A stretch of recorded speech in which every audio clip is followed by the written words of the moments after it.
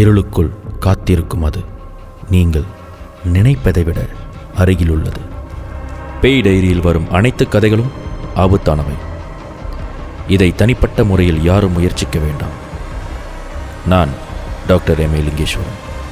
இது பேய் diary season 8. வணக்கம். மீண்டும் டாக்டர் எம். லிங்கேஸ்வரன். இது பேய் டைரி புதிய சீசன் 8. இந்த புதிய சீசனில் மீண்டும் இந்த ஷாக் பாட்காஸ்ட் மூலமாக உங்களுடன் நான் தொடர்பு கொள்வது எனக்கு மிக மகிழ்ச்சி. அதற்கு உங்களுக்கு தான் நன்றி சொல்லணும். சீசன் 1 இருந்து இப்பொழுது சீசன் 8 தொடருதுன்னா நீங்கள் தொடர்ந்து இந்த பாட்காஸ்டெல்லாம் கேட்டு அதுக்கு நீங்கள் கொடுக்குற ரெஸ்பான்ஸ் அதுதான் இந்த பாட்காஸ்ட்டை தொடர்ந்து வெற்றிகரமாக கொண்டு போய்கிட்டு இருக்கு. இந்த வேளையில் என் சார்பாகவும் என் டெக்னீஷியன், ப்ரொடியூசர், கான்டென்ட் சூப்பர்வைசர் சார்பாகவும் என்னுடைய நன்றி. சீசன் 8 முதல் எபிசோட். இந்த எபிசோடில் அமானுஷ்யம் அல்லாத, ஆன்மீகம் அல்லாத மூட நம்பிக்கைகளை பற்றி கொஞ்சம் பேசலாம். எப்பொழுதுமே இந்த மூட நம்பிக்கைகள் அப்படின்னு வரும் பொழுது பேய் பிசாசுகள் மேலே இருக்கிற நம்பிக்கை, இல்லை தெய்வம் இருக்கின்ற ஏதோ ஒரு சக்தி மேலே நம்பிக்கை, அது பல இடங்களில் நம்மளுடைய பணத்தையும் நம்மளுடைய உழைப்பையும் நம்மளுடைய நேரத்தையும் இன்னும் மற்ற விஷயங்களுக்கு ஊறு விழ வச்சிடும்.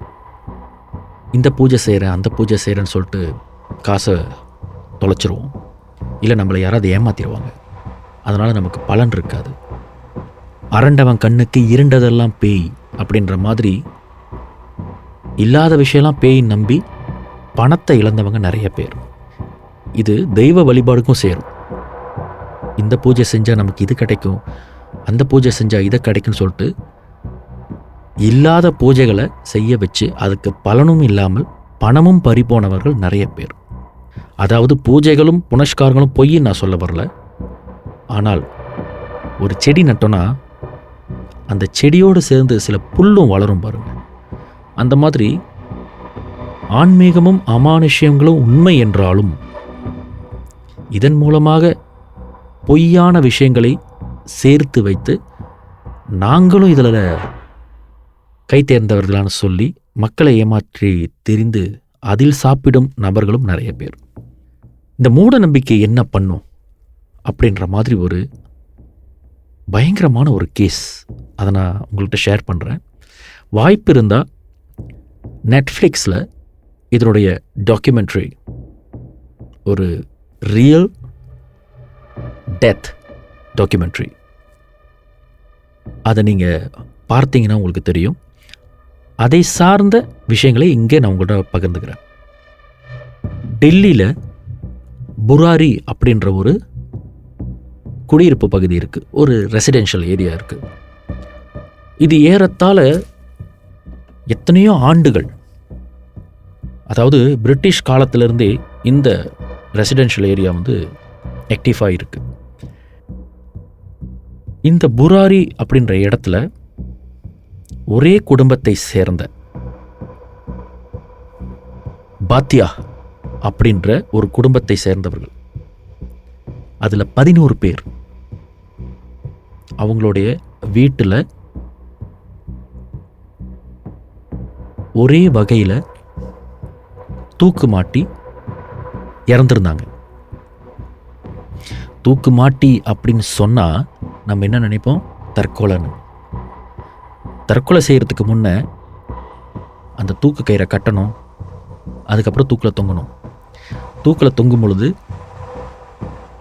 அவங்களுடைய கை காலெலாம் ஃப்ரீயாக இருக்கும். தற்கொலையாக இருந்தால் மன உளைச்சலையோ இல்லை பண கஷ்டத்தினாலேயோ ஏதோ ஒரு காரணத்தினால தற்கொலை பண்ணிக்கிட்டாங்கன்னா தற்கொலை மட்டும்தான் அவங்களுடைய நோக்கமாக இருக்கும். ஆனால் இந்த 11 பேருடைய கையும் அவங்களுடைய கண், அவங்களுடைய வாய் இதெல்லாம் கட்டப்பட்டு 11 பேரும் ஒரே இடத்துல தூக்கில் தொங்கியிருந்தாங்க.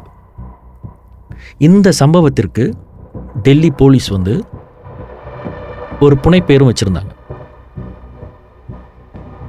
ஆழம் விழுது இருக்குல்ல, பஞ்சன் ட்ரீ, அந்த மாதிரி ஆழம் விழுது மாதிரி 11 பேரும் வீட்டில் இருந்த அந்த துப்பட்டா, புடவை இந்த மாதிரியான துணி வகைகளை பயன்படுத்தி தூக்கில் தொங்கியிருந்ததை அவங்க அப்படி சித்தரிச்சாங்க. இந்த பாத்தியா குடும்பத்தினர் இவங்க எல்லாருமே ஒரே குடும்பத்தை சேர்ந்தவங்க. அதில் 2 ஆண், 6 பெண்கள், 2 டீனேஜர்ஸ் இருந்தாங்க. அதில் ஒரு வயதானவங்களும் இருக்காங்க, வயது முதிர்ந்தவங்க, ஒரு பாட்டி. அவங்களாம் இதுக்குள்ளே இந்த 11 பேருக்குள்ளே ஒருத்தர்.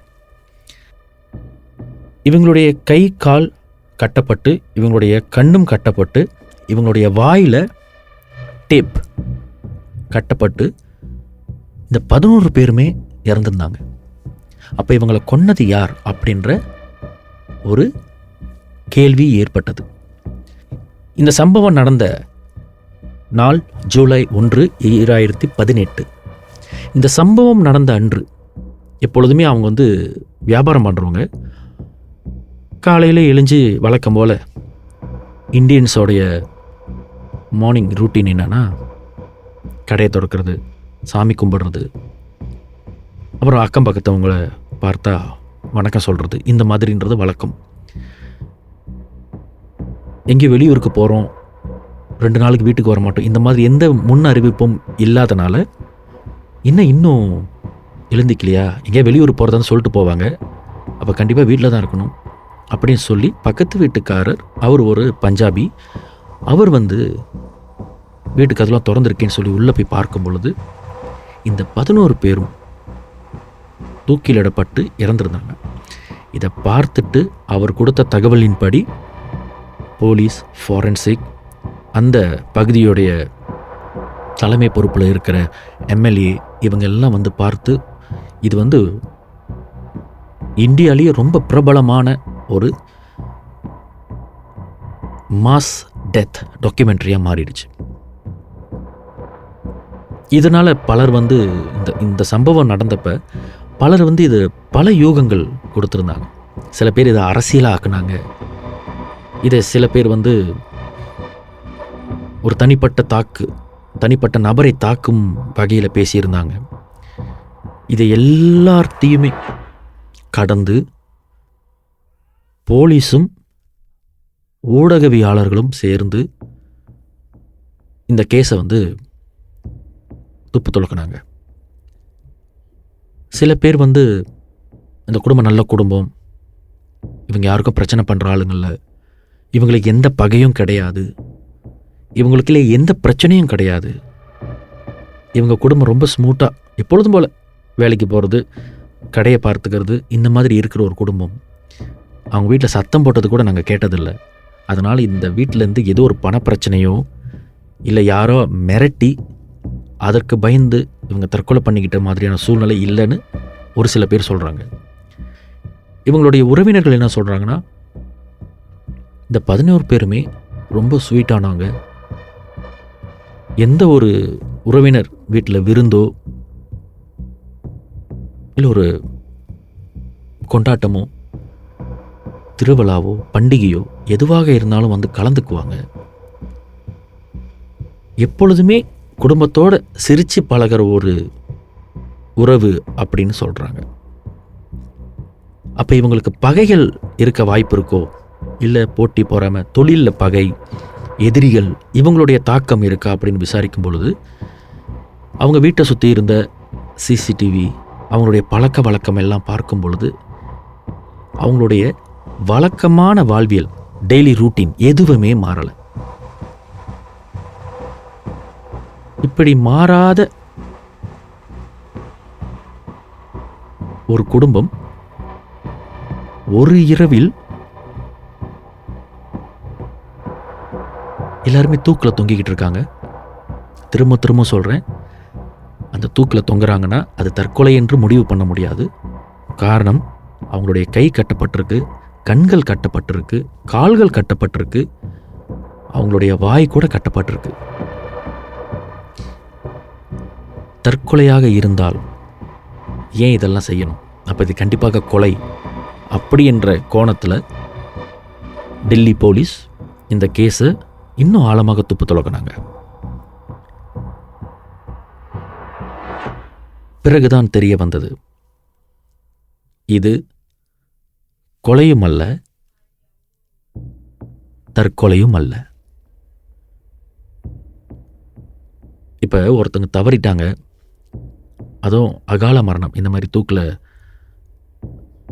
தொங்கியிருக்காங்க அப்படின்னா, ஒன்று தற்கொலையாக இருக்கணும். மன உளைச்சல், பணப்பிரச்சனை, வீட்டில் எதிர்பார்க்காத அசம்பாவிதங்கள் ஏதாவது நடந்திருக்கும், மானம், இந்த மாதிரியான விஷயங்களுக்கு பயந்து வாழ்கிற ஒருத்தவங்க மானம் போச்சேன்னு கூட தற்கொலை பண்ணிப்பாங்க. ஆனால் இது தற்கொலையும் கிடையாது. அப்படி இல்லைன்னா எதிரிகள் வந்து தாக்கியிருக்கலாம், இல்லை கொள்ளைக்காரங்க வீட்டுக்குள்ளே நுழைஞ்சிருந்துருக்கலாம், கொள்ளைக்காரங்க உள்ளே நுழைஞ்சிருந்துருக்கலாம். இவங்களாம் சத்தம் போடக்கூடாது அப்படின்னு இவங்க எல்லாத்தையும் தூக்கு போட்டு கொன்று இருக்கலாம். கொலைக்கான காரணங்கள் எதுவானாலும் இருக்கலாம், ஆனால் கொலை நடந்திருக்கு. அப்போ ஒன்று கொலையாக இருக்கணும், இல்லைன்னா தற்கொலையாக இருக்கணும். ஆனால் இந்த புராரி அப்படின்ற இடத்துல நடந்த இந்த மரண சம்பவம் கொலையும் அல்ல, தற்கொலையும் அல்ல. உங்களுக்கே விந்தையாக இருக்கும். இதனுடைய மூல சம்பவம் என்ன அப்படின்னு நான் சொன்னேன்னா அந்த சஸ்பென்ஸ் போயிடும். இப்படி ஒரு சம்பவம் உண்மையாக நடந்தது, டெல்லியில் இருக்கிற புராரின்ற இடத்துல நடந்தது. பாத்தியா அப்படின்ற ஒரு குடும்பத்தின் அகால மரணம் இது. ஒரே குடும்பத்தை சேர்ந்த 11 பேர்.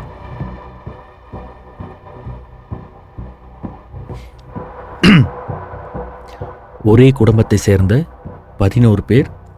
அதில் 15 வயது முதல் 57 வயது வரை இருக்கிற குடும்பத்தினர் ஒரே வீட்டில் தூக்கில் தொங்கியிருக்காங்க. அவங்க வீட்டு பின்னாடி இருந்த நாய், அவங்களுடைய வளர்ப்பு நாய், வெயில் அதிகரிக்க அந்த சூடு தாங்காமல் அது அதிகமாக கத்த கத்த கத்த எங்கே போனாங்க நாயை கட்டி போட்டுட்டு அப்படின்னு தேடி வந்து பார்க்கும் பொழுது ஒரே இடத்துல 11 பேரும் தூக்கில் தொங்கிட்டு இருக்காங்க. ஆனால் இது தற்கொலையும் அல்ல, கொலையும் அல்ல. இதனுடைய டாக்குமெண்ட்ரி நெட்ஃப்ளிக்ஸில் house of secrets the Burari deaths அப்படின்ற ஒரு டாக்குமெண்ட்ரியாக வெளிவந்தது.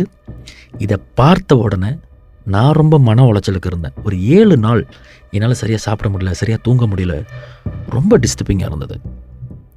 ஒரு குடும்பத்தில் இப்படியெல்லாம் நடக்குமா அப்படின்ற மாதிரி இருந்தது. சில நேரத்தில் நம்ம நினைப்போம், ஒருத்தங்க சிரிக்கிறாங்க, ஒரு குடும்பமே சிரித்து சந்தோஷமாக இருக்குது அப்படின்னு. ஆனால் ஒரு குடும்பத்திற்கே ஒரு பிரச்சனை இருக்குது, ஆனால் அது வந்து கொலையோ பணப்பிரச்சனையோ எதிரிகளோ இல்லை அந்த குடும்பத்துக்குள்ளே சலசலப்போ எதுவுமே இல்லை. கடைசியாக இந்த கேஸை வந்து ஷேர்ட் சைக்கோட்டிக் டிஸார்டர் அப்படின்னு ஃபைனலைஸ் பண்ணாங்க. இந்த கேஸை சால்வ் பண்ணாங்க டெல்லி போலீஸ். இதனுடைய சஸ்பென்ஸை நான் இங்கே உடைக்க விரும்பலை. மூட நம்பிக்கை சார்ந்த ஒரு மரண சம்பவம், ஒரு குடும்பத்தையே பாதித்த ஒரு மரண சம்பவம். மூட நம்பிக்கை என்பது ஆன்மீகத்தில் மட்டும்தான் இருக்கும், இல்லை பேய் பிசாசுன்ற சடங்குகளில் இருக்கும் அப்படின்றதெல்லாம் கிடையாது. சில வேளைகளில் நம்மளுடைய உள்ளுணர்வுகள் நம்மை தூண்டி பார்க்கும் பொழுது மூட நம்பிக்கைகள் தானாகவே உருவாகும். மனிதன் என்பவன் தெய்வ குணங்களோடும் மிருக குணங்களோடும் படைக்கப்பட்டவன். அதனால தான் மிருகங்களுக்கு மதம் கிடையாது. ஏன்னா இயற்கை முடிவு பண்ணிருச்சு, அது மிருகமாக தான் வாழப்போகுதுன்னு. தேவர்களுக்கும், அதாவது ஆங்கிலத்தில் டைட்டன்ஸ்ன்னு சொல்லுவாங்க, இவங்களுக்கெல்லாம் வந்து மதங்கள் கிடையாது. காரணம், இவங்களாம் தேவர்களாக தான் வாழ போகிறாங்கன்னு அர்த்தம். ஆனால் மனிதனுக்கு மட்டும் சில நம்பிக்கைகள், கட்டுப்பாடுகள் மதங்கள் ரீதியாக வந்திருக்கு. அது எந்த மதமாக இருந்தாலும் சரி. காரணம், மனிதன் 2 டைமென்ஷனோட பிறக்கிறான். ஒரு மனிதனுக்கு கோபம் வரும். அந்த கோபத்தை கட்டுப்படுத்துவது தேவகுணம். அந்த கோபத்தை கட்டுப்படுத்த முடியாதவன் மிருககுணம். இதே மாதிரி எல்லா உணர்வுகளுக்கும் சரி, கவலை, காமம், விரக்தி, இப்படி பல உணர்வுகளுக்கு இந்த 2 டைமென்ஷன் வேலை செய்யும். அதை கட்டுப்படுத்துகிற விதம் தெரிய வேண்டும் என்றால் அதற்கான வழியில் போக வேண்டும். இல்லை என்றால் சில வேளைகளில் மூட நம்பிக்கை உக்கிரமாக மாறி இந்த புராரி டேட்ஸ், அதாவது ஒரே குடும்பத்தை சேர்ந்தவர்களுடைய வாழ்க்கை, இதனுடைய சீக்ரெட் உங்களுக்கு தெரியணும்னா நெட்ஃப்ளிக்ஸில் போய் ஹவுஸ் ஆஃப் சீக்ரெட்ஸ் அப்படின்ற டாக்குமெண்ட்ரியை பாருங்கள். மூட நம்பிக்கைகள் எந்த அளவுக்கு பாதிக்கும் அப்படின்றத நீங்கள் தெரிஞ்சுக்குவீங்க. இந்த ஃபர்ஸ்ட் எபிசோடில் நான் அமானுஷ்யம் சார்ந்த விஷயம் ஏன் சொல்லலைன்னா, இந்த ஃபர்ஸ்ட் எபிசோட் உங்களுக்கு ஒரு அருமையான உண்மையில் நடந்த ஒரு சம்பவத்தை கை காட்டும் ஒரு எபிசோடாக இருக்கணும்னு நினச்சேன். அதனால் இந்த சீசனில் மொதல் எபிசோட் ஒரு நெட்ஃப்ளிக்ஸில் நடந்த சம்பவத்தை டாக்குமெண்ட்ரியாக பண்ணியிருந்த 3 எபிசோட்ஸ் தான். ரொம்ப நாள்லாம் போகாது, 3 எபிசோட்ஸ் தான். நீங்கள் ஒரு நாளுக்கு ஒரு எபிசோட் பார்த்தா கூட 3 நாளில் அந்த எபிசோட்லாம் பார்த்துருவீங்க. ஹவுஸ் ஆஃப் டேட், புராரி போய் பாருங்கள். மூட நம்பிக்கைகள் தன்னை மட்டுமல்ல ஒரு குடும்பத்தையும் அழிச்சிடும். அதற்காக பேய் டைரியில் இத்தனை நாள் நான் சொன்ன அமானுஷ்ய கதைகள் பொய் என்று ஆகாது. அதற்காக கண்ணில் பார்ப்பதும் காதில் கேட்பதும் நம்மளோட உள்ளுணர்வுகள் சொல்வதும் உடனே அது அமானுஷ்யமாகவும் ஆகாது. இதை தீர விசாரிக்க தெரியணும். அதை தான் இத்தனை சீசனும் நாங்கள் செஞ்சுக்கிட்டு இருக்கோம். அப்படி செய்ததனால் பெற்ற வெற்றி தான் இந்த சீசன் 8. இந்த வேளையில் மீண்டும் உங்களுக்கு நன்றி சொல்லி விடைபெறுகிறேன். தொடர்ந்து இந்த சீசன்லேயே உங்களுக்கு 52 எபிசோட்ஸ் காத்திருக்கிறது. தொடர்ந்து கேளுங்கள்.